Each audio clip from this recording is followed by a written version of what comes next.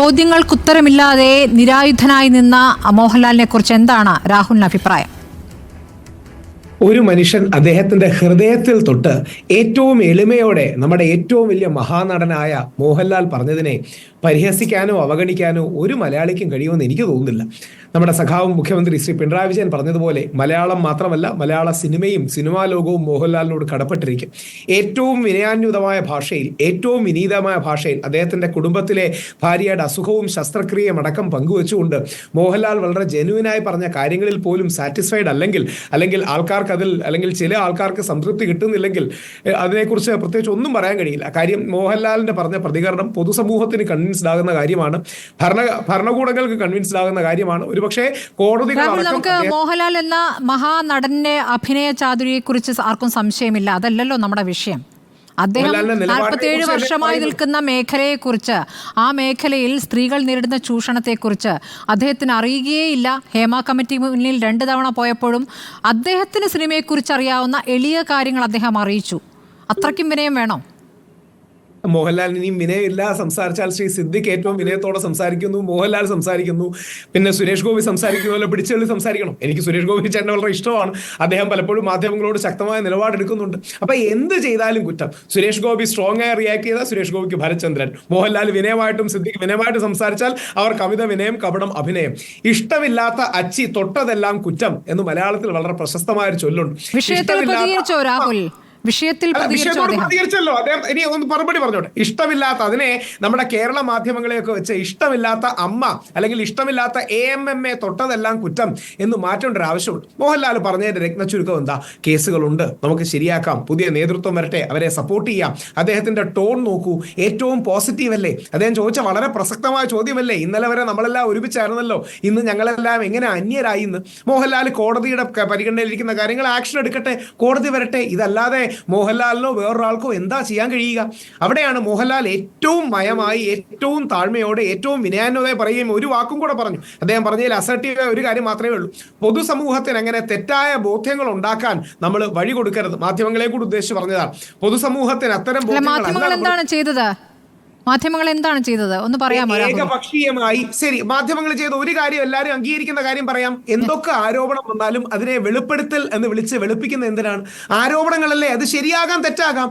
ആരോപണങ്ങൾ ശരിയോ തെറ്റോ വന്ന് സംസാരിക്കുന്നവർക്ക് വേദി കൊടുക്കുന്നു, അവർക്ക് പറയാനൊരു സാഹചര്യം ഒരുക്കുന്നു എന്നതിലപ്പുറം അവർ പറയുന്ന കാര്യങ്ങളെ പൂർണ്ണമായി ശരിവെച്ചിട്ടില്ല. രാഹുൽ തന്നെ പല ചർച്ചകളിലും നമ്മുടെ കൂടെ ഇരുന്നിട്ടുള്ളതാണ്.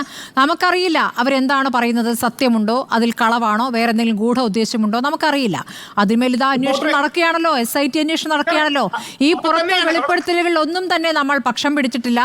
ആകെ പറഞ്ഞിട്ടുള്ളത് ഹേമ കമ്മിറ്റി റിപ്പോർട്ട്, അതിലെ മൊഴികൾ, അതിനെ ശരിവെച്ചുകൊണ്ട് നൽകിയിരിക്കുന്ന റിപ്പോർട്ടിലെ നിർദ്ദേശങ്ങൾ, അതിന്മേൽ എന്തു ചെയ്തു എന്ന ചോദ്യമല്ലേ നമ്മൾ പ്രധാനമായും ചർച്ച ചെയ്യുന്ന രാഹുൽ. പാലിക്കപ്പെടേണ്ടതാണ്. ശ്രീ മോഹൻലാൽ തന്നെ പറഞ്ഞതുപോലെ ഏറ്റവും സ്വാഗതാർഹമായ കാര്യമാണ്.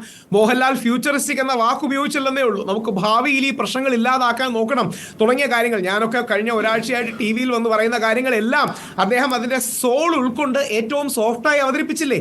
ശ്രീ പൃഥ്വിരാജ് അടക്കമുള്ളവർ എല്ലാവരും സമാനമായി ഇതിനെ നശിപ്പിക്കാൻ. അങ്ങനെയെങ്കിൽ രാഹുൽ, അതിൽ ഇരകളാക്കപ്പെട്ട അല്ലെങ്കിൽ മോശം അനുഭവം ഉണ്ടായവർക്ക് ആത്മവിശ്വാസം നൽകുന്ന, നിങ്ങൾക്കൊപ്പം ഞാനുണ്ട് എന്ന് തോന്നിക്കുന്ന ഒരു വാചകം, മോഹൻലാലിന്റെ ഭാഗത്തുനിന്നുള്ള ഒരു വാചകം ചൂണ്ടിക്കാണിക്കാമോ? ധാർമ്മികമായ ഉത്തരവാദിത്തം ഏറ്റെടുത്തല്ലേ അമ്മ അടക്കമുള്ളവർ രാജിവെച്ചത്. രാജിവെച്ചാ പറയും അതിന് കുറ്റം, രാജിവെച്ചില്ലെങ്കിൽ പറയും കടിച്ചു തൂങ്ങുകയാണെന്ന്, രാജിവെച്ചാ പറയും പടിയിൽ കനമുള്ളതുകൊണ്ട് പേടിച്ചോടിയതാണ്. എന്ത് ചെയ്താലും, അതായത് രഞ്ജിത്ത് രാജിവെച്ചില്ല, രഞ്ജിത്ത് കടിച്ചു തൂങ്ങുകയാണ്. സിദ്ദിഖ് രാജിവെച്ചു, കണ്ടോ എന്തോ മറക്കാനുണ്ട്, പേടി കൊണ്ട് ഓടിയതാണ് എന്ന് പറഞ്ഞാൽ എങ്ങനെ ശരിയാവും? സ്മൃതി മാഡം ഒറ്റ കാര്യം മാത്രം പറഞ്ഞ് അവസാനിപ്പിക്കുക. അതായത് മോഹൻലാൽ അടക്കമുള്ളവർ ചൂണ്ടിക്കാണിച്ചൊരു പ്രധാന കാര്യമുണ്ട്. മലയാള സിനിമയുടെ ഏറ്റവും നല്ല വർഷമാണിത്. 1000 കോടിയിലധികം കളക്ട് ചെയ്യുന്നു. നമ്മുടെ സഹോദര ഇൻഡസ്ട്രീസ് സ്ട്രഗിൾ ചെയ്യുമ്പോൾ, പക്ഷേ ദൗർഭാഗ്യകരമായി, വാക്കുകൾ ഉപയോഗിച്ചു, ദൗർഭാഗ്യകരമായി ഇങ്ങനെ കാര്യങ്ങളും വന്നു.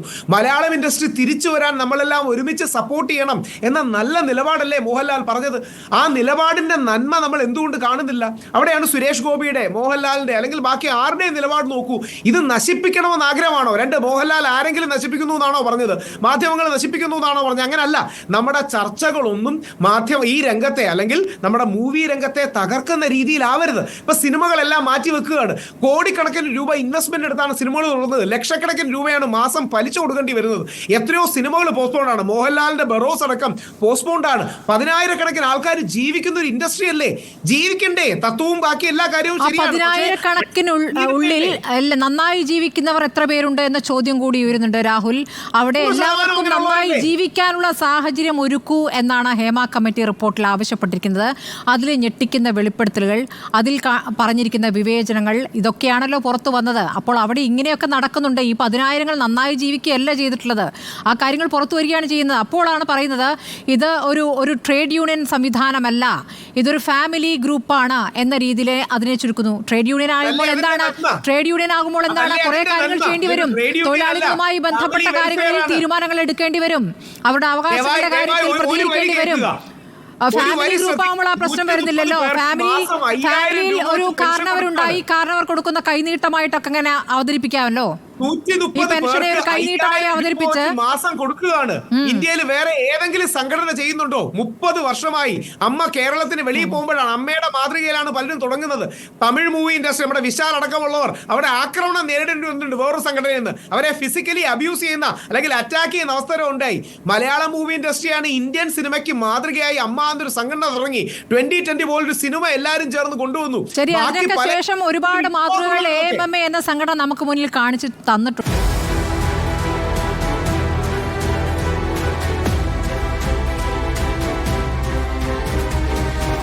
ഡിബേറ്റ് വിത്ത് സ്മൃതി പരുത്തിക്കാട്.